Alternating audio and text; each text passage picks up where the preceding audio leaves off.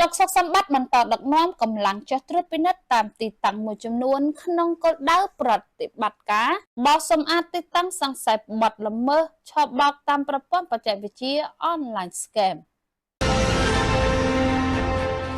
ចម្លាក់ទឹមសុភាពមានទទួលចម្លាក់តូចធំគ្រប់ប្រភេទលេខទូរស័ព្ទ092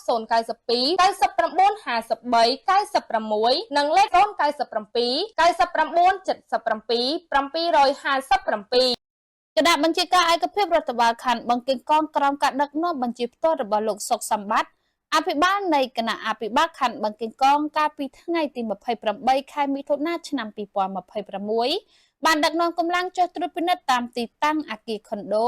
អាផាតមិនផ្ទះសំណាក់ផ្ទះជួលនិងសន្តាគារមួយចំនួនក្នុងគោលដៅប្រតិបត្តិការបោសសម្អាតទីតាំងសង្ស័យប្រព្រឹត្តបទល្មើសឆបោកតាមប្រព័ន្ធបច្ចេកវិទ្យា Online Scam និងចុះផ្សព្វផ្សាយអនុក្រឹត្យលេខ03 អនក្របកចុះថ្ងៃទី5ខែមករាឆ្នាំ2026របស់រាជរដ្ឋាភិបាលកម្ពុជាស្តីពីការគ្រប់គ្រងសន្តិសុខសុវត្ថិភាពតាមទីតាំងរស់នៅប្រមូលផ្ដុំក្នុងភូមិសាស្ត្រខណ្ឌបឹងកេងកងបានចំនួនទីតាំងដែលមានទី1ក្រុមទី1ដឹកនាំដោយលោកហ៊ុនលាពិសិដ្ឋអភិបាលរងនៃគណៈអភិបាលខណ្ឌចុះធ្វើរដ្ឋបាលនៅ Resident 105 អគារលេខ79ផ្លូវលេខ105ភូមិ4សង្កាត់បឹងកេងកងទី2មានកម្ពស់8ជាន់បន្ទប់ស្នាក់នៅ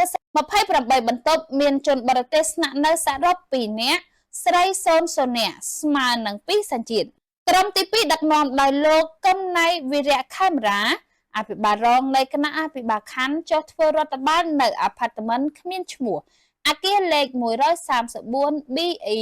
ផ្លូវលេខ51ភូមិ5សង្កាត់បឹងកេងកងទី1មានកម្ពស់5ជាន់បន្ទប់ស្នាក់នៅសរុប3បន្ទប់មានជនបរទេសកំពុងរស់នៅសរុប1នាក់ស្រី1នាក់ស្មើនឹង1សញ្ជាតិក្រុមទី3ដឹកនាំដោយលោកហេងពិសិដ្ឋអភិបាលរងនៃគណៈអភិបាលខណ្ឌចុះធ្វើរដ្ឋបាលនៅ Apartment Beautiful អគារលេខ15ផ្លូវលេខ131ភូមិ3សង្កាត់បឹងកេងកងទី3មានកម្ពស់4ជាន់បន្ទប់ស្នាក់នៅសរុប9បន្ទប់មានជនបរទេសមានសរុប9នាក់ស្រី5នាក់ស្មើនឹង4សញ្ជាតិក្រុមទី4ដឹកនាំដោយលោកសុកវិរៈអភិបាលរងនៃគណៈអភិបាលខណ្ឌចុះធ្វើរដ្ឋបាលនៅផ្ទះបន្ទប់ជួលលេខ 16Z ផ្លូវលេខ 185Z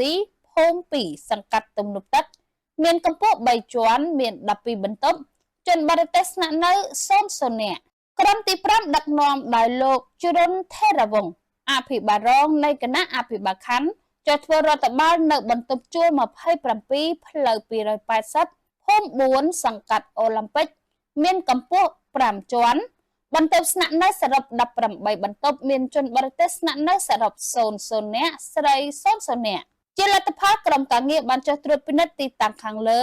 បន្ទប់ស្នាក់នៅសរុប70បន្ទប់មានជនបរទេសស្នាក់នៅសរុប12នាក់ស្រី6នាក់ស្មើនឹង4សញ្ជាតិក្នុងនោះជនបរទេសដែលស្នាក់នៅមានលិខិតឆ្លងដែនត្រឹមត្រូវទីតាំងខាងលើនេះមិនមានរកឃើញបទល្មើសឆបោកតាមប្រព័ន្ធបច្ចេកវិទ្យា Online Scam ទេ